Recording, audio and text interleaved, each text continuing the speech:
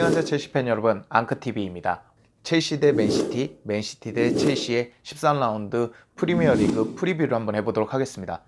프리뷰는 맨유전 이후로 처음인데요. 그만큼 중요한 경기고, 지금 13라운드 프리미어리그에서 최대 빅매치, 최대 중요한 매치이자 첼시나 맨시티가 우승 경쟁을 계속 진행할 수 있느냐, 아니면 순위 경쟁을 시작하느냐에 따른 이제 관건이 달려있는 그런 경기가 되겠습니다. 다행히 맨시티나 첼시, 그냥 첼시만 놓고 봤을 때 5위, 6위인 셰필드나 아스날보다는 챔스 경쟁에서 우위를 갖고 있습니다. 9점 차니까요. 그래도 맨시티를 잡거나 혹은 맨시티와 비겨서 우승 경쟁을 끌고 가는 것이 아무래도 우승 경쟁이 좀 낫겠죠. 그럼 각 팀의 상황을 한번 보시죠. 현재 첼시는 말씀 안 드려도 아시죠? 거의 축제 분위기입니다. 맨유나 리버풀전에서 지기는 했지만 리그에서 첼시 팬들도 상상할 수 없을 만큼 좋은 성적을 내면서 걱정했던 거를 잘 떨쳐내고 있어요. 못하는 아이들은 또 잘해지고, 조르지뉴, 코바치치나 이렇게 걱정했던 애들은 잘하기 시작하고, 뉴스에서 올라온 친구들, 아직 실력이 검증되지 않은 친구들도 다 터져주면서 첼시는 그야말로 축제 분위기입니다. 램파드 감독이 1년차 감독이라는 거, 그것도 걱정이었지만 상황마다 전술을 바꿔가고, 상황이 좋지 않으면 후반전에 전술을 좀 바꾸던가, 아니면 전 경기에 잘 안 됐던 걸 다음 경기에 바꾸던가, 이런 식으로 진행하면서 본인이 스스로 능력 있는 감독이라는 걸 보여주고 있습니다. 그리고 첼시는 좀처럼 쉽게 이기기 어려운 팀인 것 같아요.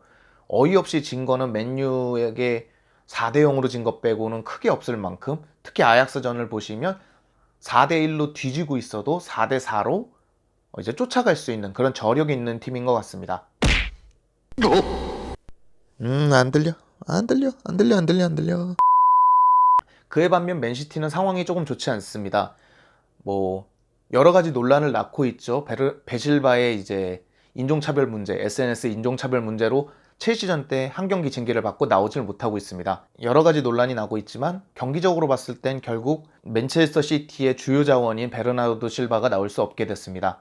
베실바 같은 경우에는 공미가 맞냐 윙어가 맞냐 여러 가지 이야기가 있지만, 그냥 어딜 놔도 맨시티의 명실상부한 주요 에이스 중에 하나입니다. 덕배, 아구에로와 더불어서 빠지면 좀 타격이 있는 그런 선수인 건 분명한 것 같습니다. 거기다 더 심각한 거는 수비진인 것 같아요.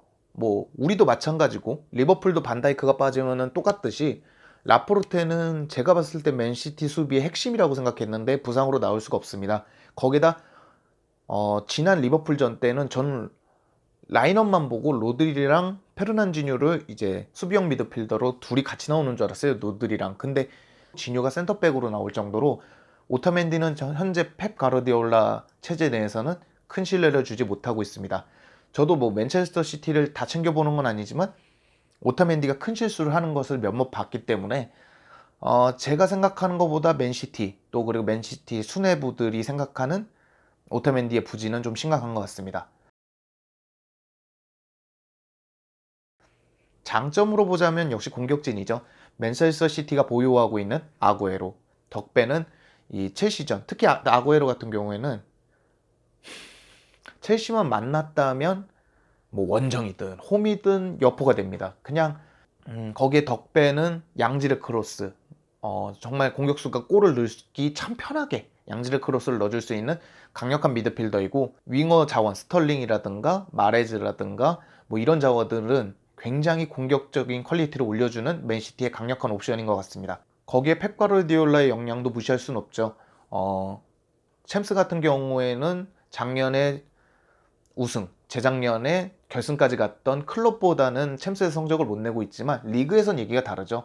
어느 리그를 가든 어느 곳에 가든 리그 우승을 따오는 펩 가르디올라의 그 리그 운영 능력은 검증이 된 상태입니다. 거기다가 이티하디 스타디움이라는 이제 맨체스터 시티의 홈이라는 것도 첼시에게는 이제 단점이고 맨시티에는 장점이 될 수 있겠습니다. 앞에 부상을 얘기 드렸는데 부상으로 첼시가 둘째 가라면 서럽죠. 수비에는 루디거 부상, 거기다가 이제 작년에 11월, 그러니까 한 중후반기를 이끌었던 치크 부상, 캉테 부상, 캉테 돌아오면 에메르송 부상, 에메르송 돌아오면 마운트 부상, 막 이런 식으로 제가 봤을 때 램파드는 자신이 선택하는 온전한 베스트 11을 구축해 본 적도 없습니다. 부상이 입으면 그냥 다른 선수 넣어놓고, 부상을 입으면 다른 선수 넣어놓고. 다행히 모든 선수들의 폼이 향상되어 있는 지금 첼시의 그 다행이면 다행인 그런 상황 때문에 좋은 성적을 내고 있지만, 부상은 굉장히 큰 여파를 끼치고 있습니다. 지금도 치크는 못 나오고 있어요. 거기에 7년 동안 첼시를 거의 먹여 살린 소년가장 같았던 아자르 없죠. 수비의 핵심이 될 줄 알았던 다비드 루이스 이탈했죠. 거기다 영입 없죠. 플리식은 왔는데 도르트문트에서 약간 부진하면서 넘어왔기 때문에 확실치 않죠. 거기도 램파드 1년차 감독이죠. 첼시는 불안 요소가 굉장히 많았음에도 불구하고 어떤 분들은 그럽니다. 솔샤르의 맨유도 처음에는 확 잘하다가 나중에는 점점 못해지기 시작했다. 너희도 그럴 수 있다라고 얘기하시는데, 그때 맨유 사정보다 나쁘면 나빴지 좋지는 않은 상황이었거든요. 그만큼 램파드 감독의 전술적 능력 그리고 용병술도 어느 정도 검증이 된 것 같습니다. 그런 것도 장점으로 볼 수 있는 것 같아요. 많은 분들이 장점으로 뽑는 건 당연히 첼시의 유스들이겠죠. 그런 경기력들. 근데 사실 뭐 경기력은 말하지 않아도 뭐 다 아는 거 아니겠습니까? 아, 첼시의 뭐 경기력, 요즘 유스 경기력은 다른 팬들도 재밌다고 할 정도로 첼시의 경기력, 첼시 유스들의 경기력 굉장히 좋습니다. 기록으로 보겠습니다.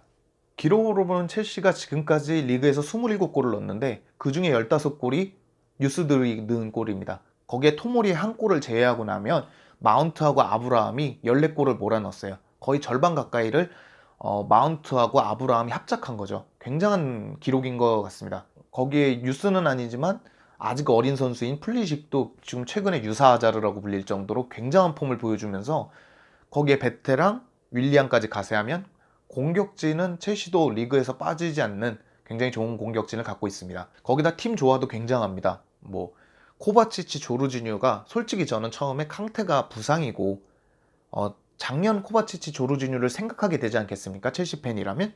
그러다 보니까 코바치치, 조르지뉴가 섰을 때 불안하지 않을까 했는데 그 조합이 진짜 굉장히 좋습니다.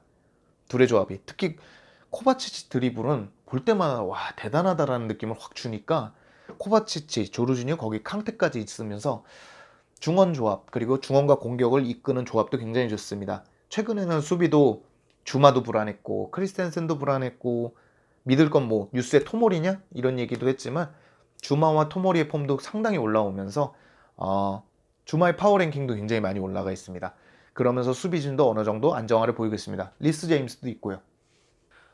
단점으로 뽑자면 첼시가 아직 강팀을 상대로는 승리가 단 한 번도 없다라는 거. 맨유, 리버풀이나 맨유 잡아보지 못했거든요.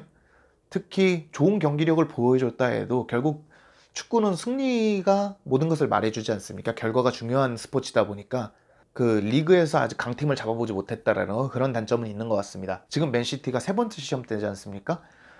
리그의 강팀들을 잡지 못하는 우승 후보 그리고 우승팀은 나오지 않기 때문에 첼시가 순위 경쟁, 아직까지는 일단 우리가 챔스권을 보유하는 게 굉장히 중요하다라고 저는 판단되기 때문에 챔스권을 수성하기 위해서라도 강팀은 계속해서 꾸준히 잡아주고 승수점을 따와야 된다고 생각합니다. 만만히 볼 수 있는 팀이 아니라는 거, 굉장히 좋은 팀. 어쩔 때는 어떻게 보면 저희가 한 수 아래죠. 스쿼드적으로 보나 램파드도 그렇고, 이제 우리는 이제 새로운 시대를 출발하는 팀이고, 펩 가르디올라는 온지 꽤 되면서 새로운 시대를 만든 팀이기 때문에 아무래도 상대적으로 게임은 쉽지 않을 것으로 전망됩니다. 홈 이점을 이제 활용한 좀 더 공격적인 축구로 이른 시간에 첼시에게 우세를 가져오려고 들 거고요. 첼시는 램파드 감독이 3백을 구사하기도 하기 때문에 조금 더 내려앉아서 마냥 중하위권을 상대할 때처럼 마냥 라인을 올려서 공격적으로 하진 못할 겁니다. 워낙에 그 맨시티의 중원진, 공격진이 훌륭하기 때문에 캉테, 조르지뉴, 코바치치를 앞세운 미드필더로 해서 조금 더 내려앉아서 기회를 보지 않을까라는 생각이 듭니다.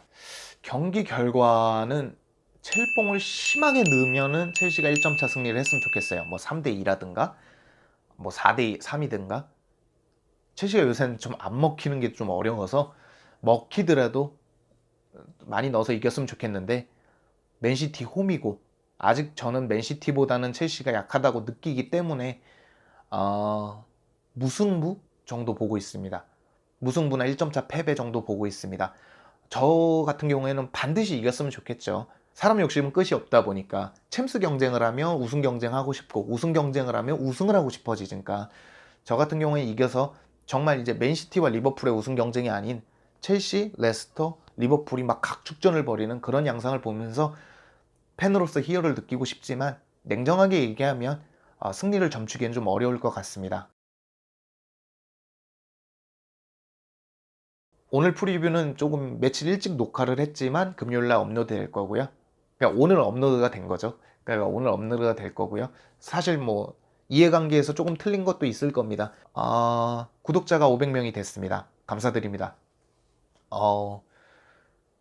출발이 되게 미흡하고 아직 말도 뭐 쟤는 도대체 뭔 말하는 거야? 막 이렇게 생각이 들 정도로 아쉽고 뭐 타 유튜버들에 비해 재미도 없을지는 모르겠지만 저 나름대로 처음 해보는 거고 최선을 다하고 있다라는 거, 그리고 여러분들에게 재밌는 영상 그리고 좋은 영상을 보여드리기 위해서 최선을 다하고 있다라는 것만 알아주셨으면 그 힘을 딱 입어가지고 더 열심히 하도록 하겠습니다.